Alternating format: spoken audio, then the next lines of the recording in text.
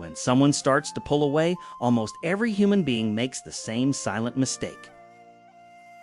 The person starts to shift their energy toward the other. They think more, they observe more, they analyze more, they wait more, and, without realizing it, they start to orbit someone who is no longer at the center of their own relationship.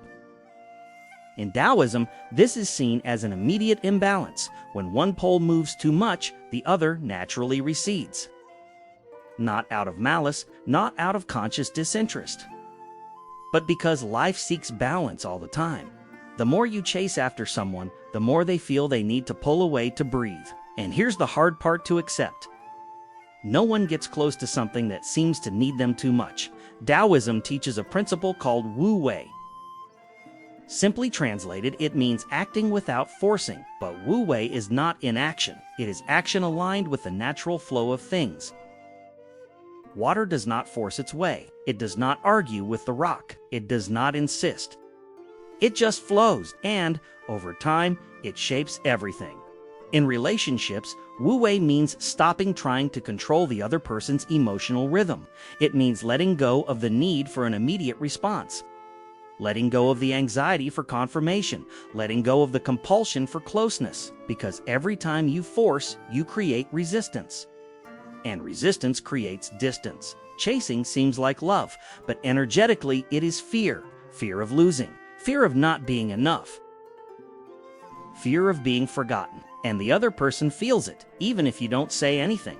Taoism says that what is driven by fear cannot be sustained because fear contracts. And everything that contracts loses fluidity. When you chase after someone, you communicate something without words. I need you to feel whole, and no relationship flourishes on that basis.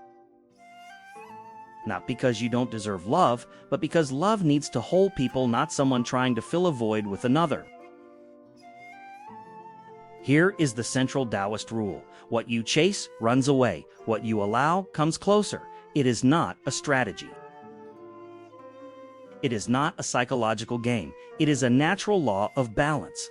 When you stop chasing, three things happen at once. First, the pressure disappears. Second, space reappears. Third, the other person finally manages to feel longing, to feel curiosity, to feel their own desire and not an emotional obligation. People only get close when they feel that the choice is theirs. Many confuse Wu Wei with coldness. But Taoism does not teach you to close yourself off. It teaches you not to invade. Silence correctly is not disappearing to punish. It is stopping explaining yourself too much, stopping justifying yourself, stopping trying to convince someone to stay. Proper silence says, I trust the flow, I trust time, I trust myself, and that trust is deeply magnetic. It is not silence, it is not space, it is not autonomy. What drives people away is the feeling of emotional imprisonment. When someone feels they need to take care of their emotions, respond to avoid crisis, be present so as not to cause pain. The bond ceases to be light. Taoism calls this excess yang, too much action, too much tension, too much direction. And when there is excess yang, life creates yin. Distance, pause, withdrawal. Always, when you stop chasing, something internal happens first. You begin to feel emptiness, and that's scary. Because, for the first time, you're not busy trying to hold on to someone. You're alone with yourself. But Taoism says that emptiness is not absence, it is potential. It is the empty space in the glass that allows it to be filled. It is the silence between the notes that creates the music. When you hold that emptiness without despair, you become stronger. And that is when the dynamics begin to change. Many return not because you did something, but because you stopped doing it. You stopped demanding, you stopped pulling, you stopped pushing, and suddenly the other person feels something rare. Emotional freedom, and where there is freedom, there is curiosity.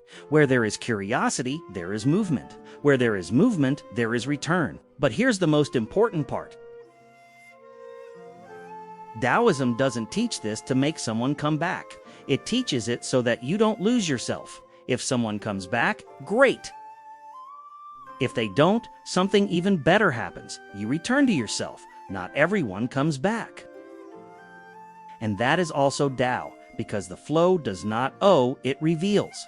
Sometimes separation is not a phase, it is a truth, and trying to hold on to a truth that wants to go away only prolongs the suffering. Taoism says, when something does not flow, it is not resistance that solves it. It is acceptance. Acceptance doesn't hurt less at first, but it hurts for less time. When you stop chasing, you change. Your posture changes, your gaze changes, your energy changes. You stop being someone trying to keep something alive and become someone whole, stable, present. And whole people are naturally attractive, not because they make an effort, but because they don't need to. The paradox is simple and profound. When you learn to let go, you don't lose, you reveal. You reveal who stays willingly, who leaves truthfully, and who was never really there in the first place.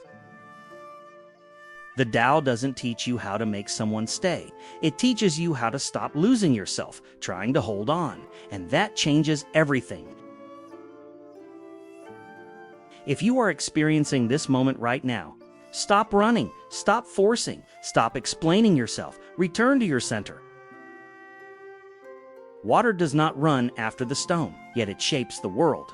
When you align yourself with the flow, what is yours finds you, and what is not makes room for something more true. This is the way of the Tao. Subscribe to this channel and let's follow the natural flow of life together.